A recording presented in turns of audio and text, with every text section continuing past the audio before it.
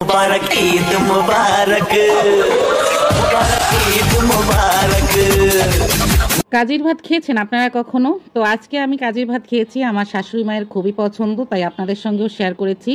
আর ঈদে আমার জামাই আমাকে কি কি কেনাকাটা করে দিয়েছে সবটা নিয়েই থাকছে আজকের ভিডিও। হ্যালো এভরিওয়ান, আসসালামু আলাইকুম। কি অবস্থা সবার? সবাই কেমন আছেন? আমি তো আলহামদুলিল্লাহ ভালো।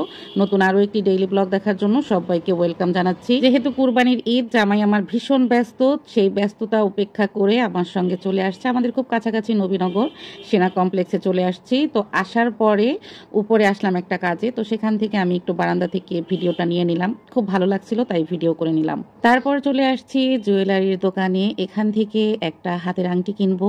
তো এই যে দেখতেই পাচ্ছেন, আমার লম্বা সাইজের আংটি আছে, তবে একটু বড় সাইজের নেওয়া দরকার ছিল। তো এটা আমার জামাই আমাকে কিনে দিল। এটাই ছিল আমার ঈদের কেনাকাটা। আর কুরবানির ঈদে আমি কখনোই কাপড় চোপড় ওইভাবে নেই না। যাই হোক, এখান থেকে আরও কিছু কেনাকাটা করেছি, তো সব কিছু বাসায় গিয়ে শেয়ার করব, কারণ আমার জামাইয়ের সময় খুবই কম, তাই আর ভিডিও করিনি। কেনাকাটা শেষ করে বাসার উদ্দেশ্যে রওনা দিয়ে দিয়েছি। আর এই পাশে রাস্তাগুলো দেখতে পাচ্ছেন একদম শুকনা ঝরঝরে, কিন্তু ওই পাশে কিন্তু ঝিরিঝিরি বৃষ্টি হচ্ছিল। অ্যাকোরিয়াম আমার খুবই পছন্দের একটা জিনিস। তো আমার বড় একটা অ্যাকোরিয়াম ছিল, আমি আগে মাছ পুষতাম, কিন্তু অ্যাকোরিয়ামটা ফেটে গেছে আর মাছও আমার কাছে কেন যেন বাঁচে না। তারপরে এবার আবার এই যে ছোট্ট একটা নিয়ে আসলাম, এটার ভিতরে কিছু মাছও দিয়েছি। তো এটাকে এখন ক্লিন করে একদম সেট আপ করে তো একটু ভিডিও করে আপনাদের সঙ্গে শেয়ার করলাম।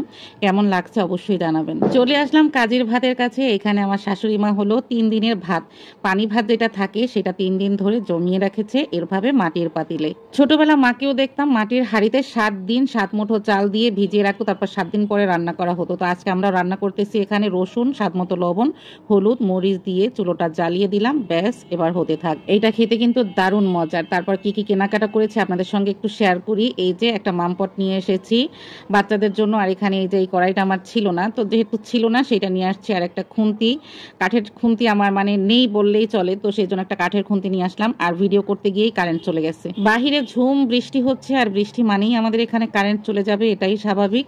তারপর যেটা নিয়ে আসছি দেখেন, বিগ সাইজের একটা স্টিল পাতিল নিয়ে আসছি। এটা হলো কাইসা বিল্লা সম্পর্কে আপনারা জানেন। আর এটা হলো আমার পুরো একটা সেটও রয়েছে।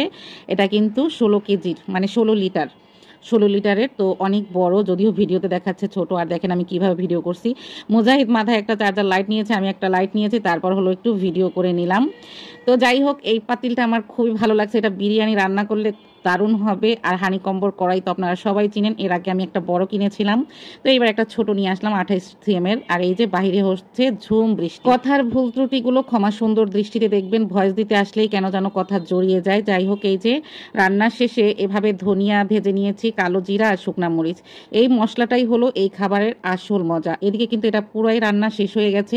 এবার এই মশলাটা যেহেতু কারেন্ট নাই, তাই ব্লেন্ডারে দিব না, আমি এখন এটা পাটায় পিষে নেব। এগুলো কিন্তু শুকনো খোলায় আমি ভালো করে টেলে নিয়েছি, তারপর এভাবে ভালো করে পিষে নিচ্ছি। তো পিষে নেওয়া হয়ে গেছে।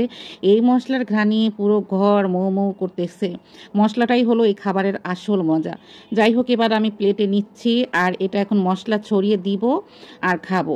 এভাবে আপনারা কাজির ভাত খেয়েছেন অবশ্যই জানাবেন। আমার কাছে তো অনেক বেশি ভালো লাগে, যদিও আমার বর আমার বাচ্চারা একটু পছন্দ করে না, কিন্তু আমার কাছে বেশ লাগে। আমি তো খুব তৃপ্তি নিয়ে খেয়েছি, অনেক টক হয়েছিল। এটা যত ওয়েট করে রান্না করা হয় ততই টক হয়। নগদ ছগদ পানি ভাত দিয়ে রান্না করলে তেমন একটা টেস্ট হয় না। তো আশা করছি আপনারা এভাবে একদিন গরমের মধ্যে ট্রাই করে দেখতে পারেন, এটা খেতে দারুণ লাগে। এই ছিল আজকের শেয়ারিং। আজকের মতো বিদায় নিচ্ছি, আল্লাহ হাফিজ।